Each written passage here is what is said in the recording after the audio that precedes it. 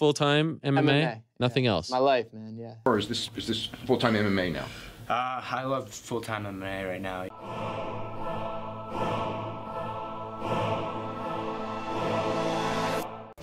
Back to the daily grind. Thanks for checking out the channel.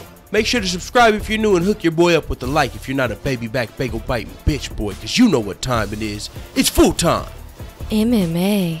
Respected MMA reporter and head coach of the Super Bowl winning Seattle Seahawks, Peter Carroll.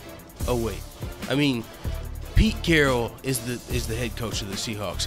Peter Carroll is the respected MMA journalist. He's reporting that McGregor actually may fight December 30th, and this is great news because Conor McGregor's head coach John Kavanagh has said December 30th is definitely not happening.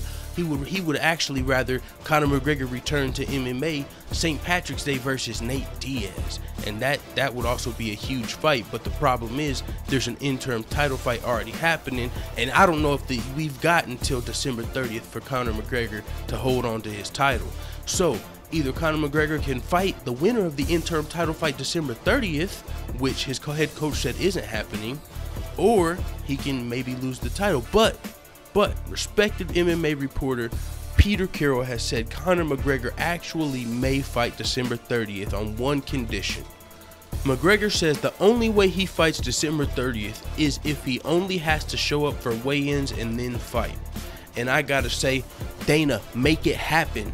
We've already seen Ronda Rousey get to do no media and a media blackout and all that shit before a fight. And I don't know how the numbers reflected on that, but it was still a Ronda Rousey fight.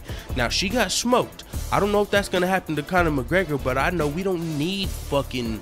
Conor McGregor's had problems doing this media before. What was it, UFC 200 or one of these big UFC he was supposed to be on, but he didn't want to do the media, so the UFC, I think it was actually UFC 200, so he wasn't on the card. But then afterwards, Ronda Rousey was able to get away with the media blackout. And I'm sorry to say it, but Conor McGregor's got more power right now than Ronda Rousey, I think, ever had. Because Ronda Rousey's lost 2 fights in a row.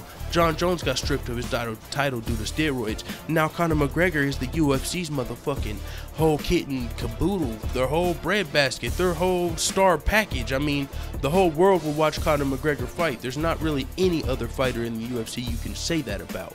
And even this UFC 216 interim title fight, it's a main event because the winner might fight Conor McGregor.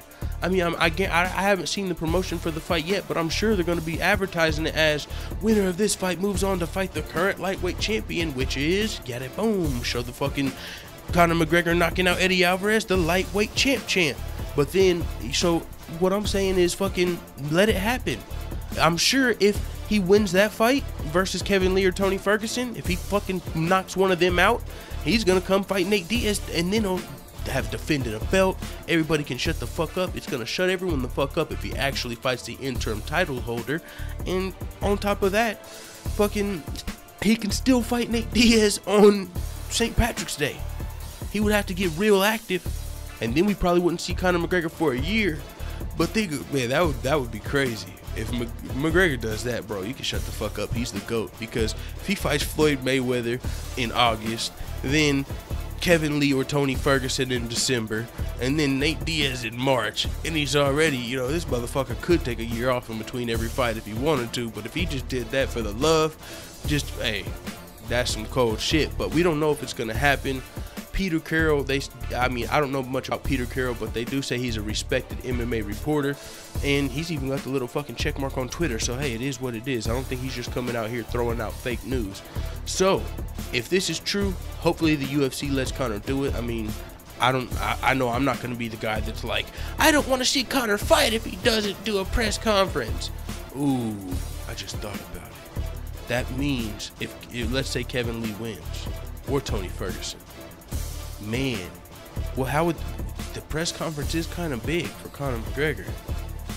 That would suck. We would be definitely missing out on some good shit with missing Conor on the press conferences. But Kevin Lee, I know he could carry your press conference. Tony Ferguson, he would try his damn hardest. It might get a little cringy at times. I mean, some people say that about Kevin Lee too, but what they would just have to be like, yeah, that bitch didn't show up. What could they say? Conor McGregor would post a picture to Instagram with his feet up, like, yeah, work for me, bitch. Oh, it would be so cold. Conor McGregor could kill him with no press conference. Just a couple Instagram posts, a couple Twitter posts. So I'm fine with it. And then I'm sure he's gonna do press on the Nate Diaz fight. So if he's fighting the interim title holder, fuck it. If we don't gotta have no press to get Conor McGregor, fuck press. I want to see Conor McGregor, for one, defend his title, unify the belts, shut everybody up, and then get the Nate Diaz fight popping off. It is what it is. Let the haters know what the fuck you talking about in the comments. I'm out.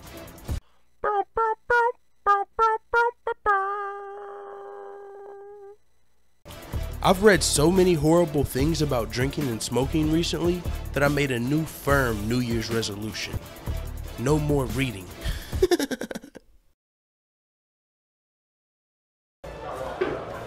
Bye, Felicia.